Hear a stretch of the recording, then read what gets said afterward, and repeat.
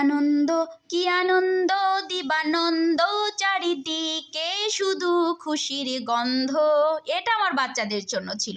বাচ্চারা তো এমনিতেই অনেক খুশি হয়ে যায়, তাই না? সেই সাথে তার বাবা আসছে অনেকদিন পর, সেই জন্য তো তাদের ঈদ লেগেইছে। এর মধ্যে আবার জানতে পেরেছে যে তাদের বন্ধু আসবে বাসায় ঘুরতে।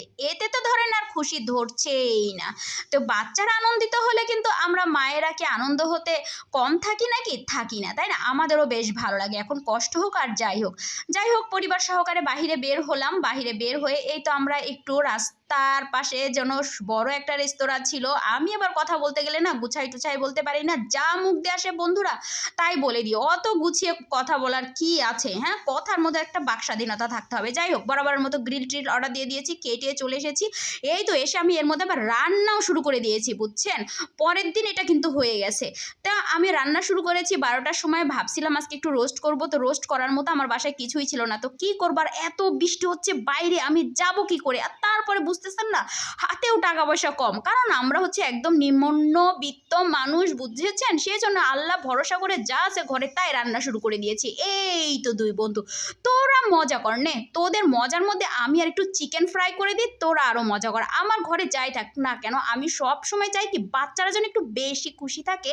বাচ্চারা খুশি থাকলে আমি অনেক খুশি। শুধু আমি আমার নিজের বাচ্চাকে কিন্তু ভালোবাসি না, আমি প্রতিটা বাচ্চাকে আমার সন্তানের জায়গাতে বসিয়েই আমি ভালোবাসি। এজন্য ভালোবাসি যে বাচ্চারা যখন বড় হবে তখন এই আন্টিকে মনে রাখবে যে হ্যাঁ, আমার ওই আন্টিটা এরকম ছিল। এই জন্য আমি প্রতিটা বাচ্চাকে সত্যি অন্তর থেকে ভালোবাসি। আর বাচ্চারাও না আমাকে অনেক ভালোবাসে, জানেন? আমি বাচ্চাদের সাথে কেমন যেন একটা মিশে যেতে পারি, পাগলের মতো, ছাগলের মতো। বাচ্চারা যা করে আমিও তাই করি। যাই হোক, আমি 12টার সময় কিন্তু রান্না করতে এসেছি। এদিকে আমার 1:30 2টার মধ্যে আমি রান্না কমপ্লিট করে ফেলেছি, কারণ ওরা আবার খাওয়া দাওয়া করে চলে যাবে।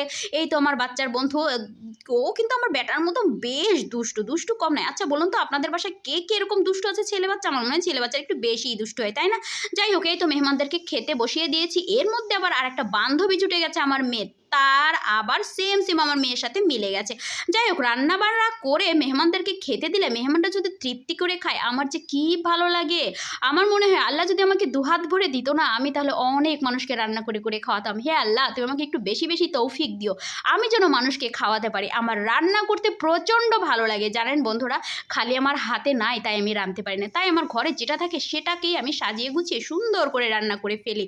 রান্না আমার খুবই ভালো লাগে, খুবই ভালো লাগে, মানুষকে খাওয়াইতেও খুব ভালো লাগে। এই তো আমার মেয়ের বান্ধবী দুজন।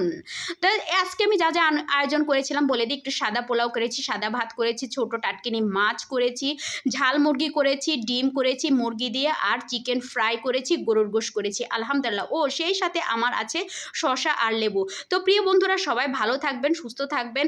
আল্লাহ হাফেজ।